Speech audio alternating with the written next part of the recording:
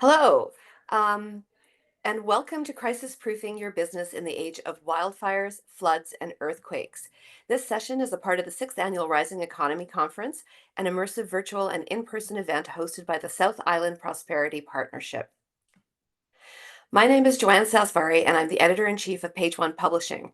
We are a local and independent publishing company that produces the business magazine Douglas, lifestyle magazine Yam, and the Holmes publication Spruce. I'm delighted to be joining you today. In a minute, I will turn things over to our speakers, but first I'm just going to give you a quick overview of the format. About halfway through the conversation, we'll be taking your questions for our speakers. You can submit a question anytime through the Zoom Q&A below this video, and the session is being recorded, and you can also submit your question anonymously if you prefer.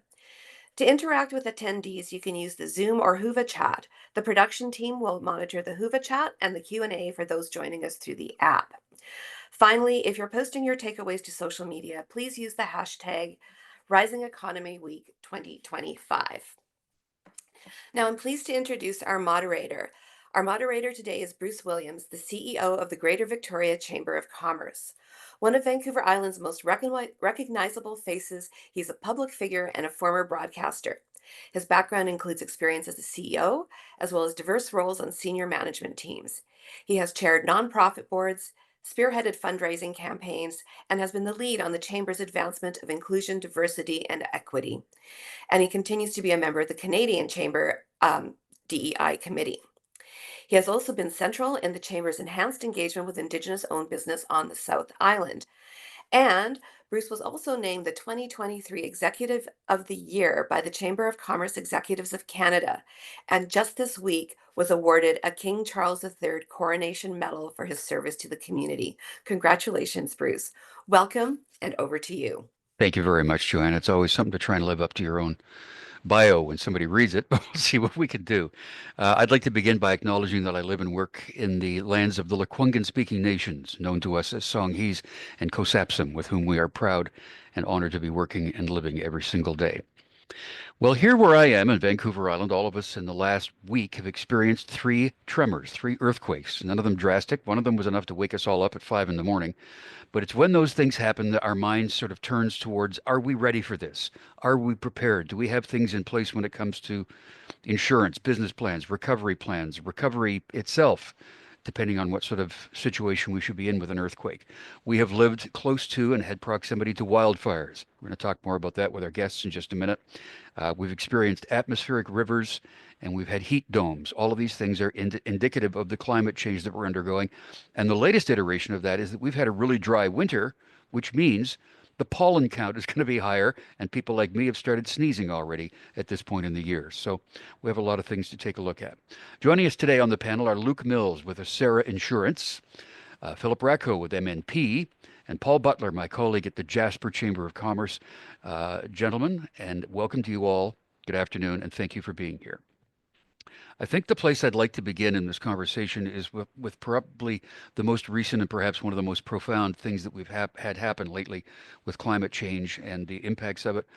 Paul Butler, you and so many others in Jasper lived through that devastating fire that has happened. So I wonder if, just for on a personal side, can you tell us about that? Can you tell me the experience that you lived through when you were going through that fire and how it impacted you and your family and your friends, your colleagues, your neighbors, and businesses?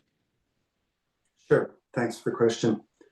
I guess the first thing I'll say is I'm a little bit of a hard-nosed businessman, but it's very personal to all of us. And it's interesting to note, notwithstanding what I just said, how honestly affecting and triggering even hearing those questions is right now. So the day that Jasper burned, or that we knew that we had a problem, was a beautiful sunny day. And economically, here's an interesting note: the 22nd of July was the day that economically, looking back, we discovered that we had finally recovered from a couple of big hits that our community had, being COVID, and then there was an earlier wildfire called the Chatham wildfire. So it was the day that statistically we noticed that business had finally returned to pre-COVID levels, and people were pretty excited about that, albeit in retrospect. The ash started to fall out of the sky, and the sun was obscured. And very, very abruptly, we realized that we were going to have to go. And what I'll note here, because I don't think I want to drag people through the devastating personal experience that that was for all of us, but what I'll point out is that even though we'd known of the risk, even though we understood that our community was at risk for wildfire, and I will say, even when we realized that this could be it, it was interesting to note how many of us, even at that time, in our minds, we said, well, we're going to leave and we're going to camp for a few days, or we're going to do whatever we're going to do, and then we'll be back. And that is not at all what happened. But informed and aware, though we thought we all were, it is in retrospect disturbing to recognize how ill prepared we were for what happened, even though we thought we understood the risk. And so we didn't think necessarily when this happens, we were always thinking, well, this won't really happen. And that has also sorts of impacts on your thinking around insurance and all sorts of ways in which you can be prepared. But we all drove out of town. Maybe 15,000 people left the park that day. And we weren't then back for weeks. And we came back to a devastated community. 1/3 of our community, to put it roughly, has burned down. Hundreds of residents and dozens of businesses were destroyed or incapacitated. And now we're just beginning to feel that we've moved from what I would describe, that we are moving from what I might call the emergency phase and moving into the recovery phase. And even then, it still has very much the feel of emergency. So I'll leave it at that for my opening thoughts. It must have been, I don't even know what the word would be, surreal or bizarre to be watching what was going on. You'd see it on television, but you couldn't be there in person to see what was happening in your home. We're going to use the word resilience a lot in this conversation today. Um, Not only economic resilience, but the emotional resilience that's involved in overcoming something like this, as we saw here with the atmospheric river that we had in November of 2021. It was devastating to parts of Vancouver Island and certainly the lower mainland and the Fraser Valley. But we'll get into that a little bit later on. So, Luke, when this is going on in a place like Jasper, or people are having the experiences of some sort of a disaster happening, insurance is foremost in their mind. So, what's the process when that happens? If somebody experiences this sort of thing, what do you do?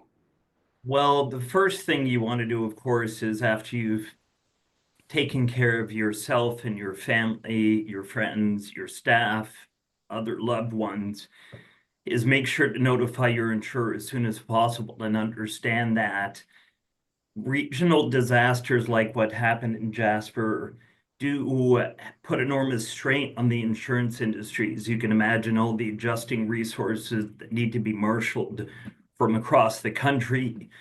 In the case of Jasper, and if we go back further, Fort Mac, there's nowhere for residents to live, let alone employees, let alone adjusters coming to the community trying to help support the claim. So it's inevitable there's going to be delays that you wouldn't experience in a more localized issue. And interestingly, in 2024, Jasper was one of 4 or 5 disasters that made it the most expensive from an insurance perspective in terms of losses for regional disasters across the country. There was Jasper, not too far off from Jasper, were the hailstorms in Calgary. The following month, there were floods in Quebec, Ontario, and then we had some more floods in the Vancouver area in October. So between July and October of last year, we had $8.5 billion in insured losses. So it's inevitable that's going to put an enormous strain on that insurance process. But it is there to assist policyholders. Often, depending on the magnitude of the disaster, it will work hand in glove with local, provincial, or even federal governments too, to try to get resources there. But there is going to have to be some patience, which I know is very difficult for people to wrap their heads around when they're undergoing such trauma. Some things maybe you can do ahead of time to prepare is take pictures, of your assets, be it your home or your business. It's really tough in the immediate aftermath of a disaster to remember everything that you have, but if you can somehow have it captured in a video format, it could speed things along. Work with your broker to make sure that they're advocating for you to try to move things along. And the more information you have, so say you have data backups in case the information in your business or home were compromised, the sooner you can somehow access backups and get your business records, the better. But even before that, working with your insurance professionals to ask the question about what is unusual about a regional disaster versus a localized claim. Like when we all think about what is it going to cost to replace my home or my business, we tend to think of if I was going to build it new today, with a new piece of land, with some architects, some plans, a construction team, what is it going to cost me per square foot? Well, you can pretty much take those calculations and throw them out the window in the event of something like Jasper has experienced, because you can imagine the strain on construction resources, labor, materials, the cleanup that's going to have to happen well before any assessment of rebuilding can even begin. So you need to think about your limits of coverage. Do you have the appropriate business interruption coverage to protect your company? Because again, if you have a localized event, maybe it will cost you 12 months to get back up and running. If you have a regional event, like Jasper, it could be months, as Paul said, before you can even start the rebuilding process. And every month that passes diminishes your insurance recovery that's going to be available. So if you had planned for a 12-month recovery at most, it may end up taking 18 or 24. So I think we need to learn and apply some of these lessons and having conversations with policyholders so they can be as prepared as they can. Okay, thank you. We'll loop back on some of that. The cost of it all and the organization of it all, we want to pick up on too. Philip, with your work at MNP, you work in enterprise services and operational resilience. So when you hear Paul talk about what he's saying, that when they realized that they weren't prepared, what should we be doing now to be prepared for something like this? Like, where do you even begin? Yeah, and again, thanks to everybody for having it and just hearing what Paul mentions there. It's obviously there's no words for it, but in hearing some of those things, and Paul already alluded to this, we have to kind of think about anytime there's a crisis or a situation that we're dealing with. It's easy to kind of break it down into three phases. So you have your preparation phase, your planning phase, you have your response, and then your recovery. And basically what you want to look into those ones is planning, and Luke was alluding to this, anything that we can think about before a situation happens, before hour zero of a flood, an event, even technological outages, any type of hazard that's going to hit us. The question is, what can we do with that? And I'll get back because that's your question in a second. The second phase is response. This is where, and again, both Luke and Paul already alluded to this, what are we doing to make sure there's health, life, and safety is maintained? We're doing the right thing for our people, for our families, for our own health. And then eventually we move into recovery, and that can have a very long tail. Again, if it's a single area that's hit versus something widespread, and that can last into years, right? Depending upon how situations are done. So going and focusing on that planning phase, a lot of things that we have to think about are what can we do to be prepared? Luke gave some great points there when it comes to the insurance aspect of things. But insurance is kind of we call it a risk transfer mechanism, right? It's something that can really only help after the fact. And again, that's not to knock it, it's very important, but are there things that we can do to prepare ourselves? So can we think about gaining an understanding and doing simple things for our own health, life, and safety? Can we make sure that there's kits that we can put together so that if we do have to leave in short terms, that we have those things kind of prepared? More from the business lens of things, can we go and think about what are the key time sensitive things that we might have, right? Luke was alluding to and data that we need, right? Luke was alluding to having to do some, potentially thinking about business interruption insurance. Do we have that information that can be available to us even after the fact, so that when we go through some of these recovery steps that we have that?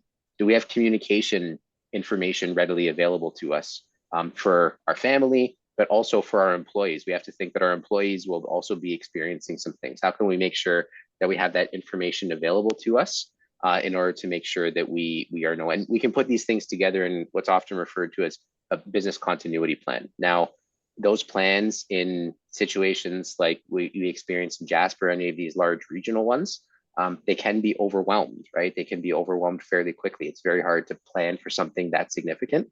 But anything that we can do beforehand to make sure that we have access to key data, key business information, key contact information, and have that stuff readily available for us. There's some people that literally just print it off and put it in their trunk in a binder, right? So that when we do have to leave or do have to go, we have those things available to us. Even, can we make sure there's copies of articles of incorporation and all that fun stuff so that we make sure that we have it available to us? So anything that we can do beforehand to make sure that information and that we've thought through what some of these recovery things need to be, it can be vital in a situation when people are already hugely, hugely stressed.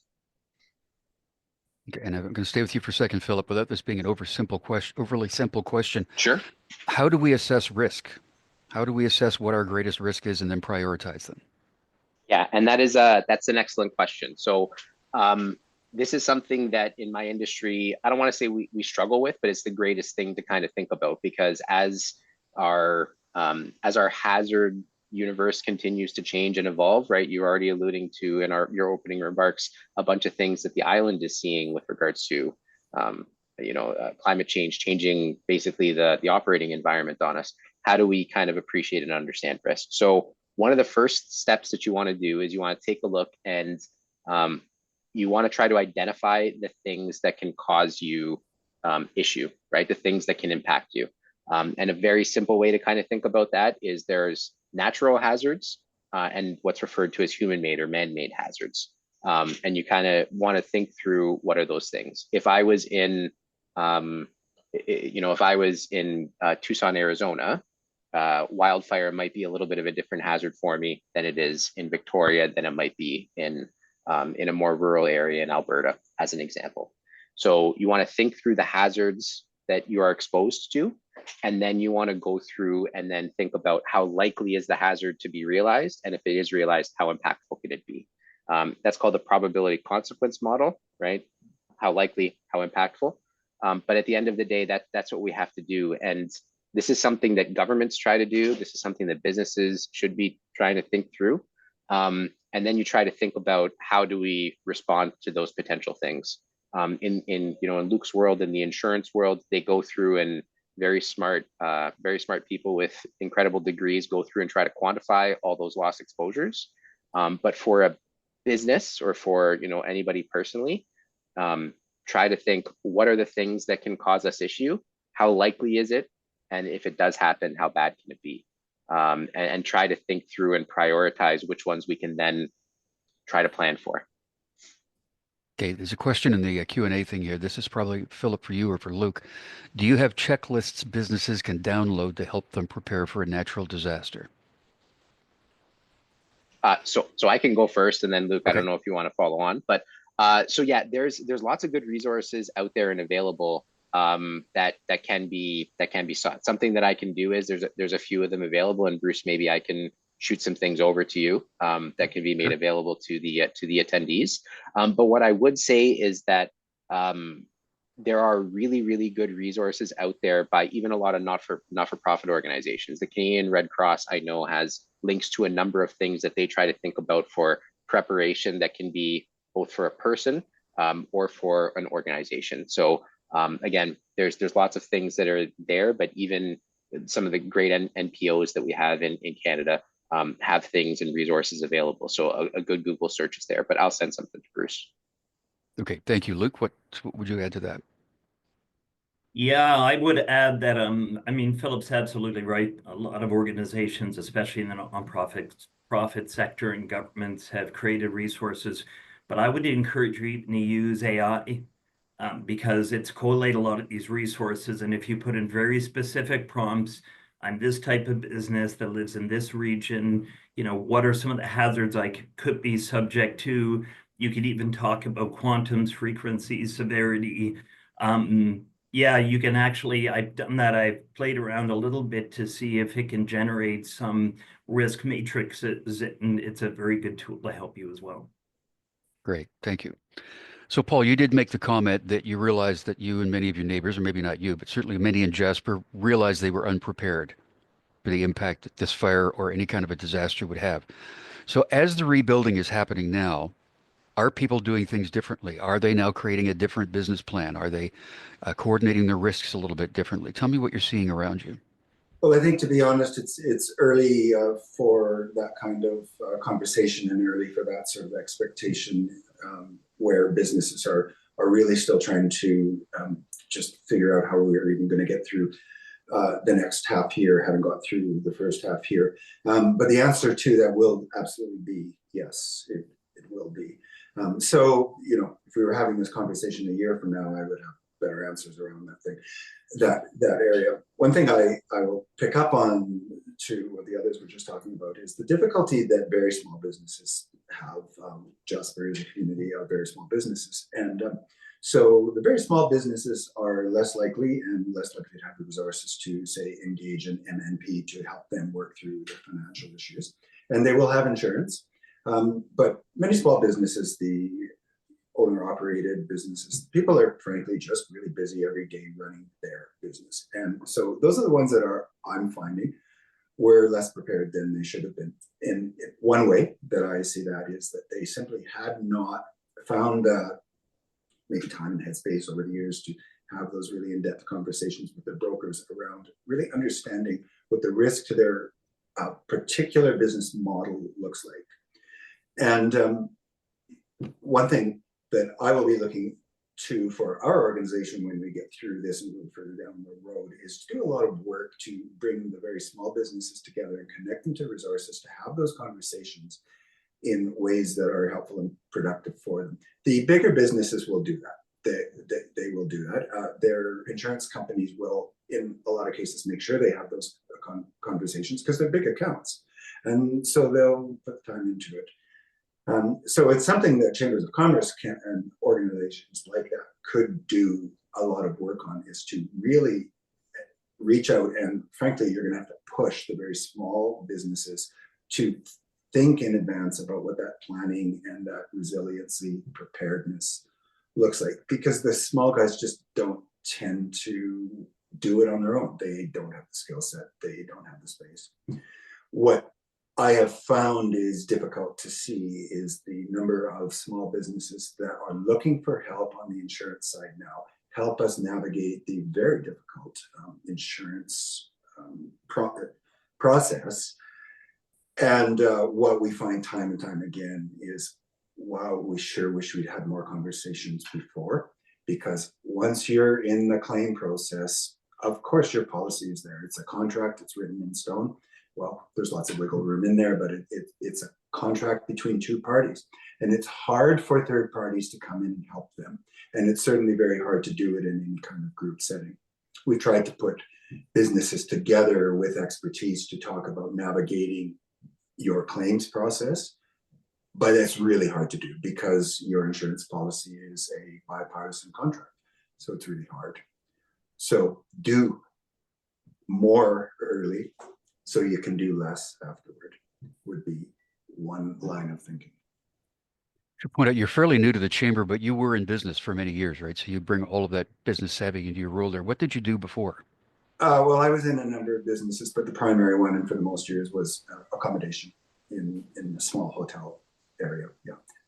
And so, yeah, to be frank, I've sort of come out of retirement to do the Chamber of Commerce thing for a couple of 3 years. So I certainly picked a time to do that. Yes.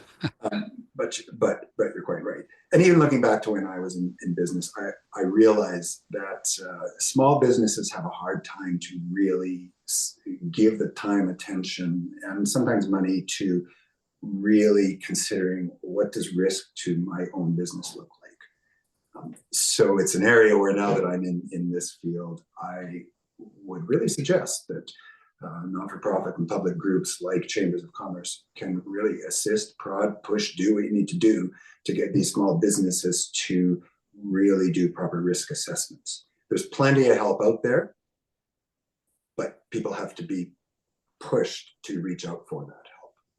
Yeah, well, creating that resilience, again, we'll come back to resilience in the conversation, but that's what has to happen, right? You bet. Yeah. So Luke, floods, fires, potential earthquakes, what's this doing to the insurance business in general? Like, it's got to be, pardon the pun, a seismic shift in the way liability is assessed, and even the whole payout thing. Because this, I mean, even it's very difficult to get earthquake insurance now, if I'm not mistaken. But what do these things like the fires and the floods do to insurance companies' ability to actually provide continued service? Well, yeah, there's a couple ways I could answer that, Bruce. I think, I touched on it earlier. I mean, insurance companies just can't keep the resources available to respond as quickly to regional disasters as they can to localized ones, which are still happening, by the way, while they're responding to the regional ones.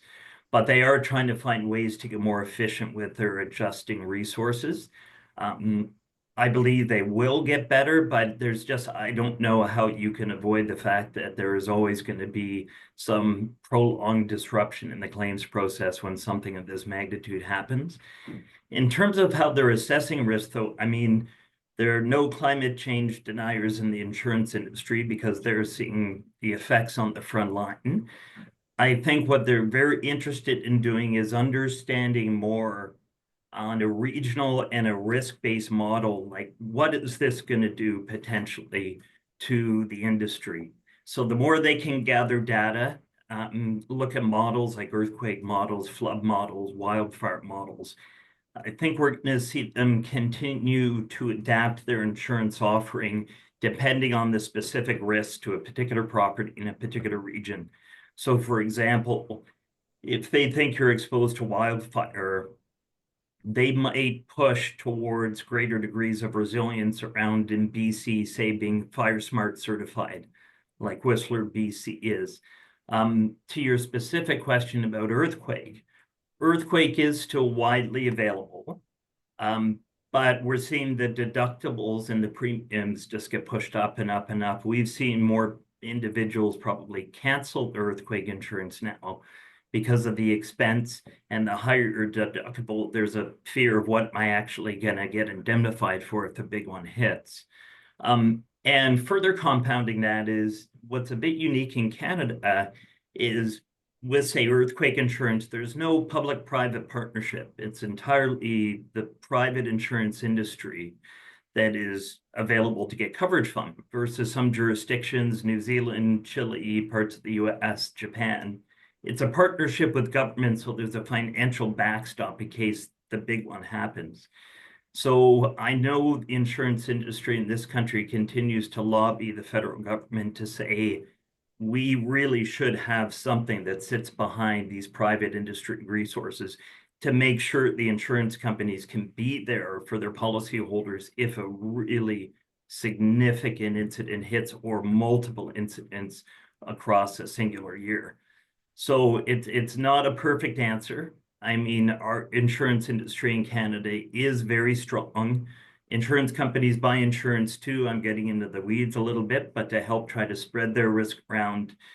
But they are obviously concerned with what you're seeing around the world and the increased frequency and severity of these issues. And it's inevitable that insurance products are going to have to adapt. Is there some possibility that people in Jasper or other places will have trouble getting insurance again because of what's happened? I'm not saying that to be mean. Because I'm going to go to Philip and talk about the operational planning going forward after this. But will there be an issue in getting coverage, do you think? Yeah, it's tough to say. I think coverage will be available. It might be the question of on what terms. We saw Or at what already price? at what price. Yeah, Yeah. and down in the States, the fires that were or happened earlier this year in California, the losses were unbelievable, but from my understanding, only a fraction were actually insured because insurance was not widely available. We're not there yet in Canada. It is available for most perils unless you are very clearly saying a floodplain or something. But insurance companies, I think, fire insurance is at the core of a property insurance policy. But I do think the insurance industry may drive some of these efforts that Philip talked about being prepared. And they may want to ask that their policyholders take some additional steps for prevention and mitigation before they're willing to opt for the same kind of terms that they did previous to the fire. Okay. We have a question here. Paul, this is for you. In experiencing the wildfires, what have businesses told you and what did you experience that surprised you the most? I've referred to some of what I've referred to earlier. A lot of that I have heard from the businesses. What probably has surprised me the most is the extent, and I touched on this earlier, the extent to which companies, while they had insurance, had not really gone through the process of thinking what is the best fit of insurance for my particular business model. We've touched on things like that here. And I guess where that kind of leads to is a lack of business interruption insurance or business interruption insurance that is tailored to the business model. And I'm going to use an example to talk about this, which won't apply in many communities, but nonetheless, it's germane here. That is, so very many businesses in Jasper over time have developed a business model where they provide are essentially forced to provide residential accommodation to some of their staff. And where that accommodation has been lost, businesses are really in trouble because finding ways to accommodate your staff on an interim basis is simply not covered by business interruption insurance. I don't know whether, if those questions were asked, whether there is insurance out there that might have helped with that. So I think the message here is think very closely about your business model and what's it going to look like if we actually do have to trigger this policy, and be really specific in that thinking, have really deep conversations with your broker and others to really make sure that your insurance is well tailored to the type and style of business that you operate. So that would be one area where I found that businesses are looking back and saying, my goodness, I wish we had, and ... So Philip, that would then come to the conversation about figuring out what type of insurance you should have, what you can afford. Mhm. How do you bake that into your business plan, and how do you make it work going forward? Yeah, absolutely. And I think that one of the things that's really hopefully coming through here is generally businesses have a little bit of a stable of people that they work with, right? Your insurers, your accountants, there's chambers of commerce and other business. Like there are people that we rely upon and experts that we rely upon, corporate law, like your lawyer, in order that might have helped you set up the business. These are all really important resources to think through and utilize as we go through and think about what some of those potential issues are that we can use, or again, what are the key things that we might need during response and post. How do we bake this into our planning? I think Paul alluded to it. At the end of the day, not every business is going to have the opportunity potentially to reach out to an expert, someone like my team or anything else, because these things cost money, and I completely appreciate that. And not everybody is going to be in a situation to do that because they're focused on the things that they're doing day to day and making sure that their business is running. And one of the things that that we see is that it's also that organizations don't want to, or people, and particularly potentially owners of businesses, people that have built these things up, they don't want to think, they want to catastrophize, right? They don't want to think, and there is a reluctance sometimes because, and again, I was just thinking about this as Paul was doing his opening pieces there. We always think that it's going to be somebody else. It's never going to happen here, which is unfortunate. And it's such a complicated thing to even get people into the mindset to do. I've never experienced a loss like that. I hope I never do. It would be incredibly tough. How do we bake it into our planning? Well, at the end of the day, I do think we have to think about our people, our processes, and our systems. Okay, if you're not, if we're not hugely technologically enabled, that might be a little bit simpler to do. But think about what can go wrong with our systems, how reliant upon we are our systems, and what data is important to us. If we can answer that question, I think we then know what needs to be prioritized. When we think about our people, at the end of the day, we have to think about how do we make sure that we're doing right by our people during response. But then Paul also highlighted something. What are we going to do? Do we have a plan after the incident? How can we keep people on, in a situation where maybe our business isn't running? So we have to think about how do we do right by our people during a response and after a response, potentially. And then our processes. What are the key things that we need to have in place in order to make sure there's some continuity of what we're doing, right? Maybe we're a small business, but we still have the opportunity where we have two locations, right? Is there an opportunity where we can make sure that we have some mirroring of processes across two locations that might be in either different cities or different geographies or that type of thing? How can we how can we increase redundancy, right? A lot of things that organizations have tried to do is become uber efficient. Sometimes having redundancy and the ability to fail over and fail back can help to ensure that we have still some continuity of our business when one area is not available or one area is experiencing an emergency. So in my world, redundancy is actually a good thing, which is kind of weird for a consultant to say, but it can be beneficial. Paul, your economy in Jasper was basically a tourism economy. Correct. Yeah, so we have Victoria, Greater Victoria, the largest sector for us is technology. Number two is government. Number three is tourism. Number four is construction and manufacturing. So what does the future of that look like for Jasper when the rebuilding happens? Will it again be an economy reliant mostly on tourism, or is it going to diversify?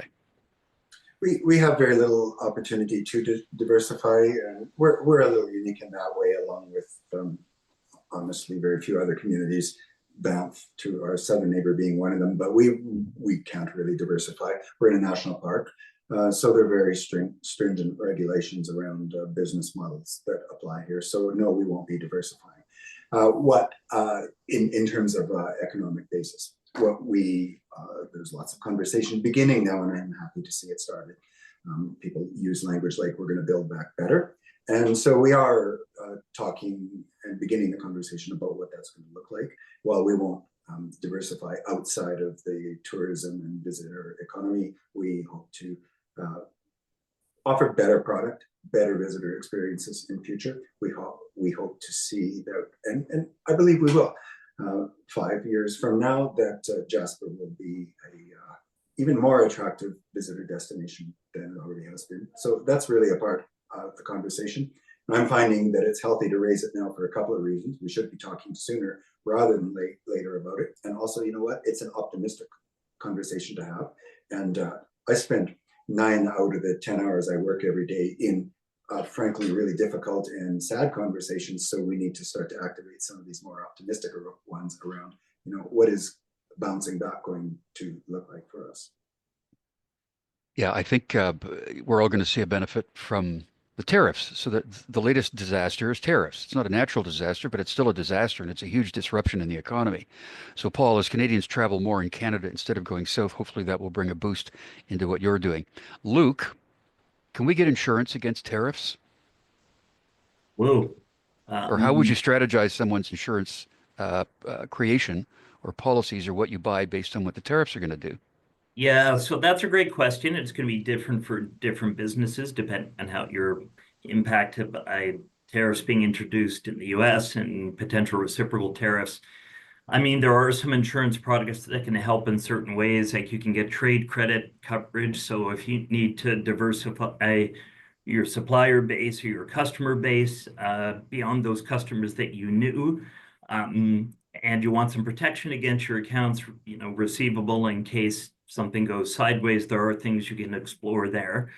Yeah, it's tough. It's early days. I think really reviewing your supply chain and understanding if there are alternatives. For some people, there just really aren't. They've been so dependent on a particular supply chain, or it's going to take a long time to pivot. And they're trying to understand, is it worth that investment to pivot, not knowing how long this is going to go on and how deep the tariffs may impact their business. So, insurance can help in certain specific situations, but I think it's just part of any larger strategic pivoting around how to deal with this. And it's so fluid, it's really tough. As we used to say in the media business, this just in, President Donald Trump on Thursday, today, postponed 25% tariffs on many imports from Mexico and some from Canada for a month amid widespread fears of the economic fallout from a broader trade war. How about that? So the plot thickens, it seems, day by day. Philip, what kind of advice are you giving people who are feeling that the disruption of the tariffs is going to be real and it's going to be extreme? Yeah, that's an excellent question. So I think Luke already, there's two things that I kind of want to highlight with this. The first one being that what Luke already alluded to. So there is this concept of third-party risk or supply chain risk, right? And we have to think about what risks exist in our supply chain.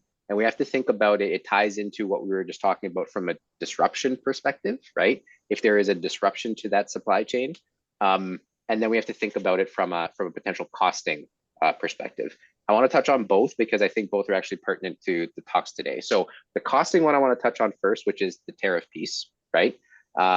We can see either, we can either be, something in our supply chain can be impacted by this because we're importing. But there was an organization that I actually ran a tabletop exercise for last week that they are an exporter of aluminum.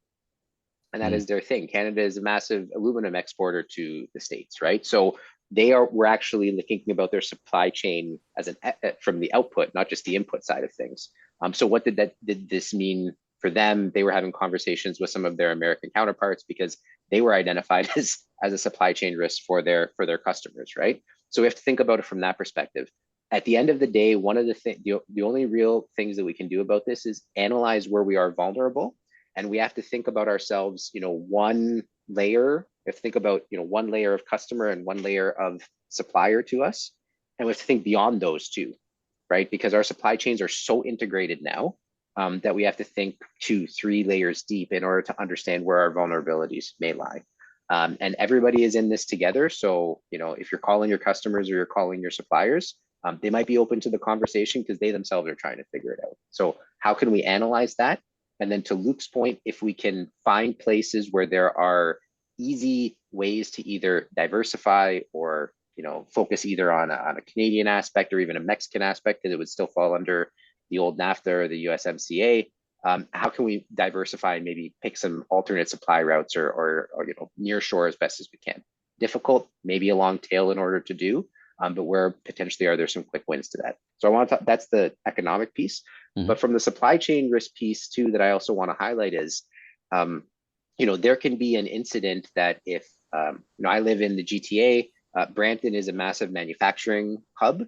If Brampton were to experience a disruption, that might impact somebody that they supply in Vancouver, as an example, or in Alberta. So we're here talking about natural hazards that are impacting our local economies. But local economies can also be impacted by something that's happening halfway across the country because of the way that our supply chains are integrated, right? So we have to think about it from a economics perspective, but also from a disruption perspective, because floods, flares, and earthquakes continue to happen and can be disruptive to all these networks that we put together. Yeah, the interprovincial trade thing is going to be something that will be to the advantage of Canadian businesses as we increasingly do more trade between our provinces. Because right now there are tariffs in place between provinces, which are Yes. somewhat damaging. We need to take those down. So that's an opportunity that exists as well. Paul, I'm going to go to you now again for sort of the path forward for what's going to happen in Jasper as the rebuilding happens. When we all saw the heartbreaking images that came from Jasper, and a couple of years ago here in BC, the town of Lytton completely burned down. We saw a massive fire in Lahaina in Maui, Hawaii. And in all of those circumstances, including yours, I believe, the fires spread because they jump from building to building very quickly with wind and dry conditions. What's that going to do to actually address the issue of what the building frames are going to look like going forward and the planning of buildings? Is it going to change the way that the footprint is structured? Yeah, it's a really good question. So here in our community, building form is governed by Parks Canada, as they are land use authority. And then of course there's code which lays over that.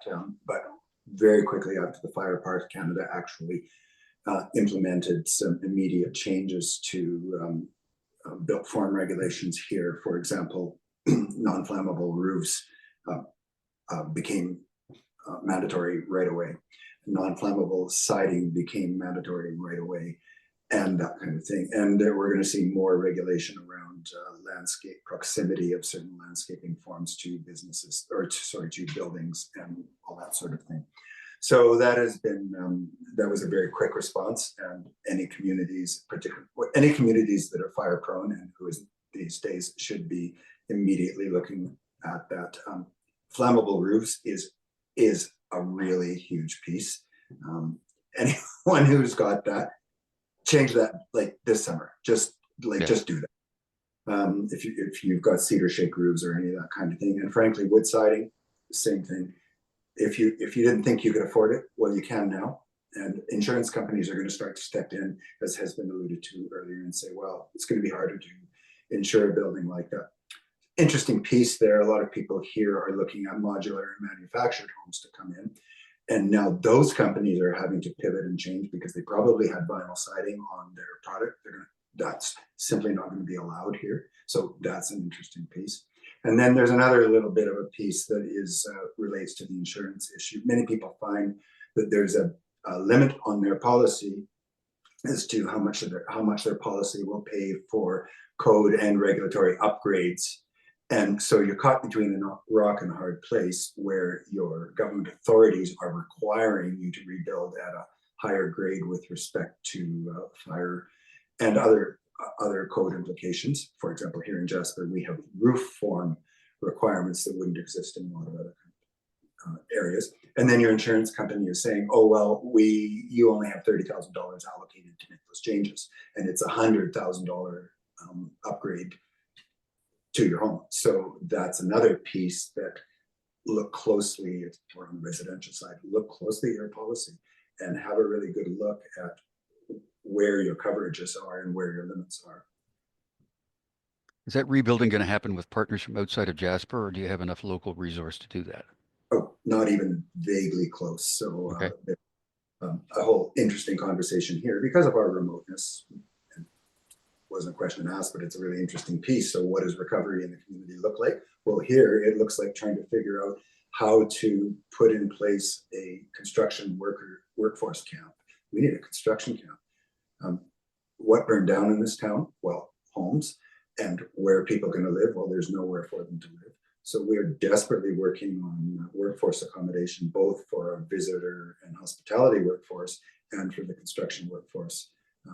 The number of homes that are rebuilt by local contractors will be, I will not say insignificant, but it might be 1/10 of the number of homes that have to be rebuilt. So in my role, I'm dealing on a weekly basis with contractors that are trying to figure out, so how are we going to come in and help? Because there's no place for our folks to live. And by the way, that is having an incredible effect on the cost of rebuilding. So one message would be business or residential, whatever you thought it was going to cost you to rebuild, it's not enough. Because if it's a regional, I will call our emergency a regional emergency. If it's something like that, the cost of everything is going to skyrocket, and the impacts of that are really huge. So what it cost to build a house 6 months ago, it's going to be far more now, and it's a real challenge. So you got to think along those lines as well.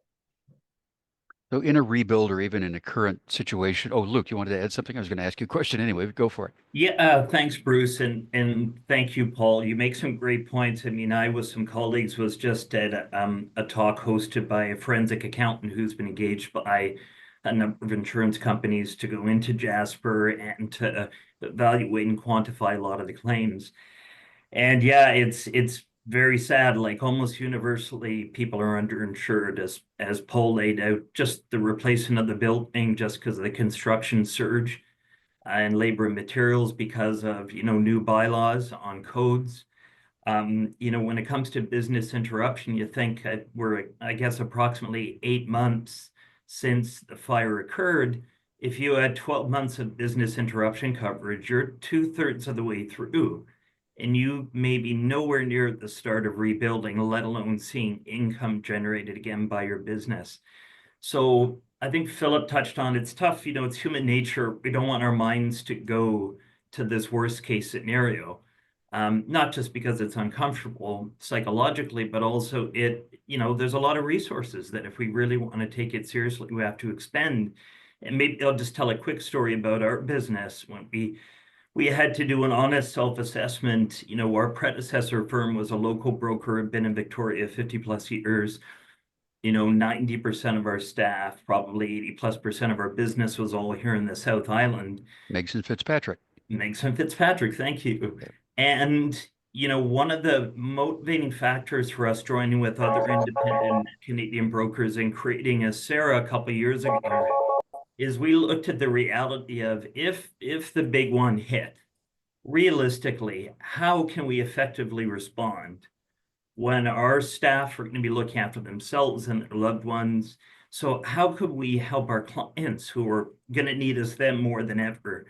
So that was a big part of our decision, saying we need to have a spread of resources so we can have our team in Kelowna help the one in Victoria, help the one in Calgary, Edmonton, Toronto, etc. And since we joined 2 years ago, it's already been put to the test with the Kelowna fires in 2023, when we had a number of our employees were personally impacted, but we're able to say, we've got this, you go look after your family, we'll look after you. So for a service delivery business like us, that's something that we were able to do.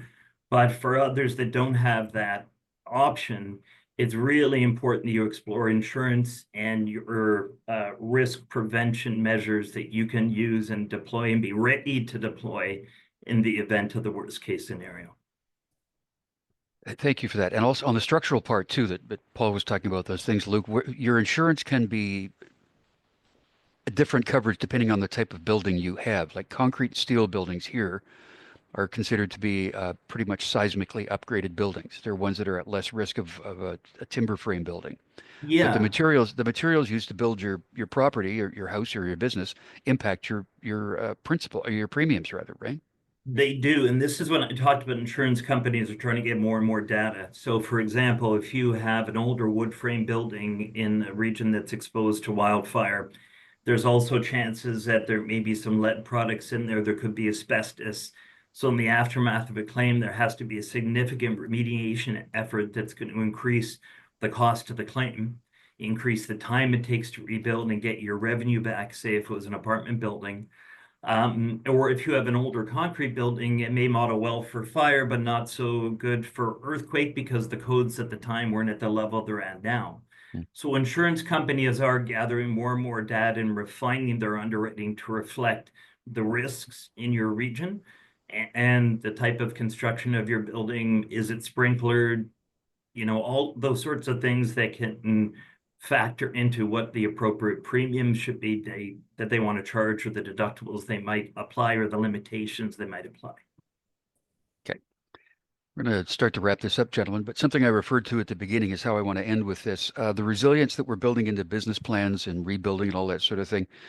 Emotional resilience is something that I think we have to have a factor with as well. So, Philip, people need to take care of their people, their immediate family, their friends, their employees. To be a good employer, you need to keep your employees' well-being in mind. So, in the aftermath of all these disasters, of the disruptions of the tariff, of the increased cost of doing business, inflation, all that stuff, how can we create emotional resilience for those around us? Absolutely. Yeah. So there's the emotional resilience. Sometimes a lot of organizations are actually referring to this as psychosocial resilience, right? And there's a county not too far from where Paul is, called Parkland County, that they're actually working to develop a framework so that they can support their people, like support their residents post disaster in order to kind of deal with these things. This is the most this is, for my world, this is I say interesting, most. This is going to be something that we work on and struggle with going forward for quite a bit of time, because you alluded to it, and Paul's opening remarks really alluded to this. There is things that we have to think about from the business element of things, but when a situation like this happens, we have to think about the fact that we are impacted and we are feeling a significant amount of stress. This could be the most stressful event in people's lives. It's true for our employees.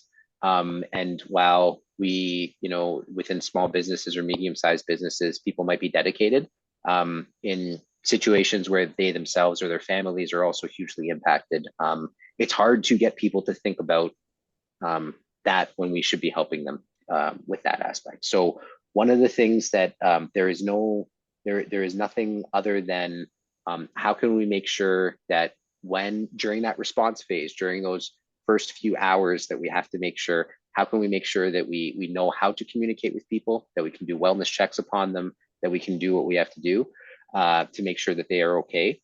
And we also have to understand, and there's a certain amount of appreciation that we have to have that people will need support for a long time, for a long tail. That this will take place. There's a lot of literature out there that even talks about, you know, triggering elements that can happen months, years afterwards as we kind of look at this. So I think at the end of the day, while we have to think about this from a business lens, we cannot take the humanity out of this. And it's something that we have to think about because we're in these communities together. And we have to think about the people first, because if we take care of the people, hopefully other things will follow. And Paul, how are the people of Jasper going to manage their emotional resilience, their mental health, all of that stuff to get things on track for them so that they can function? How's that going to happen, or how is it happening? It's happening, and it happens in many ways. I'm going to say that conversations are constant and ongoing. We all spend a tremendous amount of time talking with our colleagues and our friends and our neighbors. I jokingly say, but it's no joke, it's true, that I can't make the walk from work to home without an hour to spare, because I will end up standing on the street talking to my friends and colleagues and the folks I meet on the street. And you know what? It's really important. This is not an imposition. It's just what we all do. There are a lot of social and mental health supports available in Jasper. It is one area that our municipal government it has been really engaged in, and it's pretty important. It does bring me to make a point that when you're in business and you experience a disaster at the scale that we have in our community, the hardest thing to deal with is the impact on your own employees. I find that is something that is really tough. I've seen some businesses that has had such robust business insurance coverage that actually they are able to pay their employees until they can get back up and running for a period of time, which is quite something. Whereas those who don't have, I can tell you they're wishing they did. I wish I understood more about how that works in the insurance world, but Luke certainly would. But the effect on your employees is huge, and that will have a personal effect on you because you will feel an obligation to them. So think ahead about that. And you know, a little piece to talk about there is, well, we are Chambers of Commerce. Chambers of Commerce group insurance program is something to think about, even in respect of this. Those who had good coverage there are in a little bit better shape as businesses than those who didn't. So businesses need to be thinking more and more about insurance from different standpoints, and not just, you know, what's my building insured for? Yeah, I mean, health insurance offered through the Chamber of Commerce to its members is a way that you can usually attract and retain employees. Because if you can say to them, hey, I'll pay you benefits if you come and work for me, that's a benefit. And Luke, there's a great deal of peace of mind in having the right insurance in place too ahead of time, right? Yeah, absolutely. I think, you know, Paul said earlier, you know, the small businesses are more at risk because the larger businesses, they may have the financial resources to paper over shortfalls in their insurance program, but smaller businesses don't often have that luxury. So you just have to do a deep dive with whoever your representative is, make sure that they truly understand your business, how it works, what your concerns are, and craft a program that reflects your needs. And we all have to learn from these. We're all learning lessons all the time, and we have to apply those lessons. Gentlemen, great advice, great regard, great comments. Thank you for your interest. Thank you for being here today, and thanks for all you continue to do to help those around you. Phil Racco is with MNP. Luke Mills is with Acera Insurance, and Paul Butler is my cohort and the executive director at the Jasper Park Chamber of Commerce in Alberta. Thank you all for being here today. Thank you for those that joined us online. If you're watching the recording, if you have any outreach on this stuff that you'd like to follow up on, feel free to reach out to me. My email is ceo@victoriachamber.ca. Thank you very much. Ben, back to you. Great. Thanks, Bruce. Thank you to the speakers. Thank you to the sponsors. We want to thank Douglas Magazine for sponsoring this important conversation today. We'd also like to thank our presenting sponsor, RBC, and our catalyst sponsor, Van City, for supporting Rising Economy 2025. The conference is also presented in partnership with Pacifican. We'd also like to thank the attendees, and we encourage you to head back to the Whova platform to continue the conversation. There, you can check out the event agenda and upcoming sessions, and head to the community section to check out the exhibitor booths, join virtual meetups, and engage in discussions. Up next, at 2 p.m., we have Energize Us, Innovating BC's Energy Future, and the final panel of the conference, Ask Me Anything About Employment Law, at 3 p.m. Thank you for joining us, and goodbye. Goodbye. Thank you. Thank you all.